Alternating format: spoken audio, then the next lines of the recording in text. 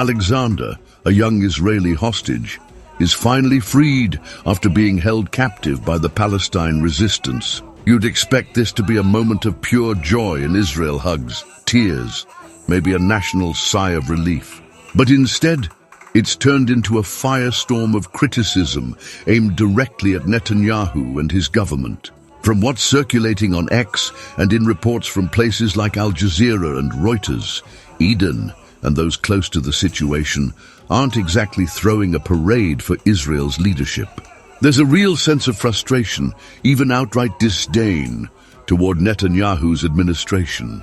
Why? It's all about how Eden's release went down and what it reveals about Israel's priorities. Spoiler, it's not a great look for the government, and it's sparking some tough conversations. Let's set the stage a bit. Eden Alexander's release wasn't the result of Israel's military prowess or Netanyahu's diplomatic skills. Instead, it was American intervention, reportedly led by US President Donald Trump and his team, that got Eden out. This is a big deal, and not in a good way for Israel, a country that prides itself on its ability to handle its own security. Why does this hurt so much? Well, voices on X and folks like Yair Golan, a former Israeli general and politician, are calling Eden's release a diplomatic, political, security and national failure for Netanyahu's government. Golan didn't hold back, saying Trump deliberately sidestepped Netanyahu because the Israeli leader has shown little interest in ending the war or securing the hostages' release through negotiations. Instead, Golan and others argue that Netanyahu is focused on his own political survival, even if it means dragging out the conflict and the suffering of both Israelis and Palestinians. This view is gaining ground, especially as more troubling details about Israel's strategy in Gaza come to light. Professor Jeffrey Sachs has a subtle observation. This would be wonderful news. It might suggest that he has the advance notice that President Trump is going to call for a state of Palestine as a UN member state. That's the breakthrough that we need above all. If it happens, and if this quote suggests that, of course, we're reading a lot into it, but if it suggests that, that is phenomenal news. It's interesting, by the way, we should understand how many foreign policy initiatives President Trump is engaged in just this moment that look positive right now. And this is astounding. First is Ukraine. I think he is maneuvering to get that war ended, and he's doing it very successfully. With the U.S.-China today, the agreement to roll back the tariffs that went to the stratosphere a few weeks ago. This is very good news. With the president intervening in the India-Pakistan battle of the last few days to bring together a ceasefire, with the president overriding Waltz apparently, and certainly Netanyahu, to say, no, we're not going to have wars with Iran. All of these are peace-seeking initiatives. It's amazing. And if it's true, President Trump will make history. It's very close. He needs to understand and really needs to see that if he says two-state solution, no nonsense, this is the real thing. Here's where things take a darker turn. Leaked information from a testimony Netanyahu gave to Israel's parliament, the Knesset, allegedly shows him admitting to deliberately targeting Palestinian homes in Gaza to force residents out of the Strip. This lines up with what some analysts, like Columbia University's Professor Jeffrey Sachs, have been saying for a while. Israel's actions in Gaza aren't just about neutralizing the Palestine resistance or rescuing hostages. Sachs and others argue that the goal is much bigger and more disturbing: to displace Palestinians and possibly occupy parts of Gaza for good. Sachs has pointed out in interviews that Israel's tactics, like destroying infrastructure, cutting off food and water, and bombing civilian areas, seem designed to crush the Palestinian spirit and push them out of their homeland. It's a heavy accusation, and it's fueling anger both in Israel and around the world. And that would lead actually to peace if President Trump says this. We haven't had a president pursue American interests in the Middle East for a very long time. Biden simply did what Netanyahu said. It got America into a deeper and deeper mess. President Trump has the opportunity to extricate the United States from the profound mess that Netanyahu has caused. And that mess specifically is wars all over the Middle East.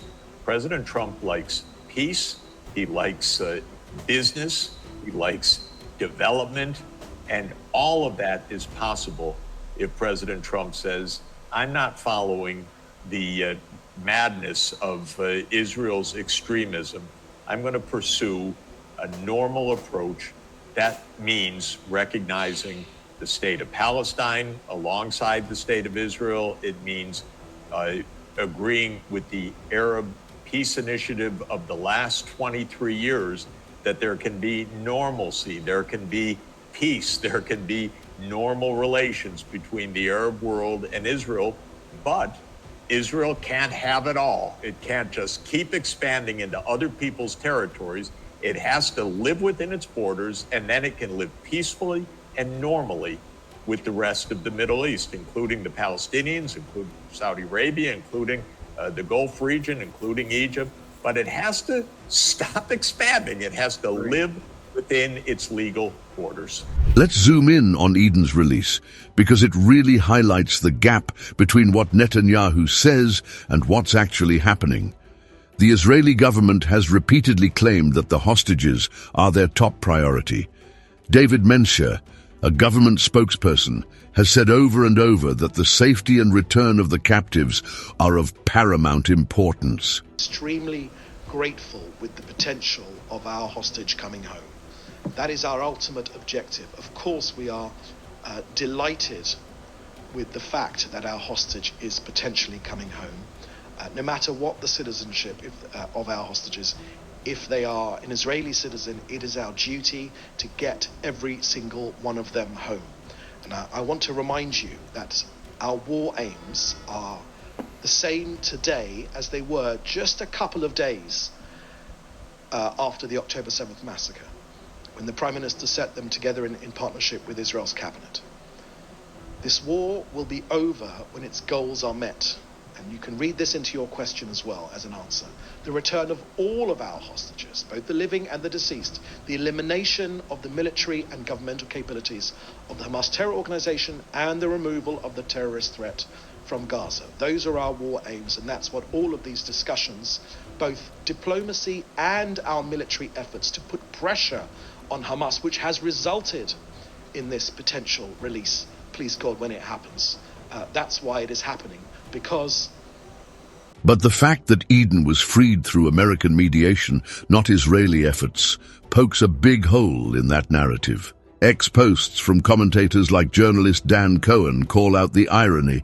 Israel celebrates Eden's return, but the government seems terrified of negotiating a broader deal that could free the remaining hostages. Around 100 are still held, with about 58 believed to be alive. Why the reluctance? Critics say it's because a negotiated settlement would mean pausing the war, and Netanyahu needs the conflict to justify his hardline stance and stay in power. It's a lot to digest, and I'd love to hear what you're thinking, because to make things even more frustrating, the Israeli military's response to Eden's release was far from peaceful.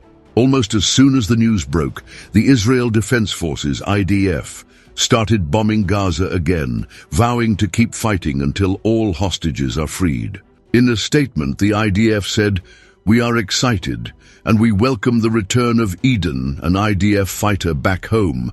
And alongside this, we do not forget our commitment to return the 58 hostages in Palestine resistance captivity. They are before our eyes at all times. We will continue to operate using all the tools at our disposal to bring them back." It sounds determined, but to many, it's a sign that the war is nowhere near over. The airstrikes, which Gaza officials say killed dozens of Palestinians in the days after Eden's release, show that Israel is sticking to its military playbook instead of exploring diplomacy. This has led to accusations backed by reports from UN officials and groups like Amnesty International that Netanyahu is using the hostages as an excuse to continue what some call a genocidal campaign in Gaza. Let's bring this back to the human side, because that's where this story really hits home. If you're a family member of one of the remaining hostages, you're probably overjoyed to see Eden free, but you're also hearing that the government's response is to keep bombing, not to negotiate for your loved one's release. It's a gut-wrenching mix of hope and despair. Now think about the Palestinians in Gaza, who've been living through over a year of relentless airstrikes, with entire families lost and basics like food and medicine nearly impossible to come by. Reports from Amnesty International and Human Rights Watch paint a grim picture of a humanitarian crisis, with starvation and disease spreading because of Israel's blockade and bombings. For them, Eden's release is just a blip in a much larger nightmare of displacement and survival.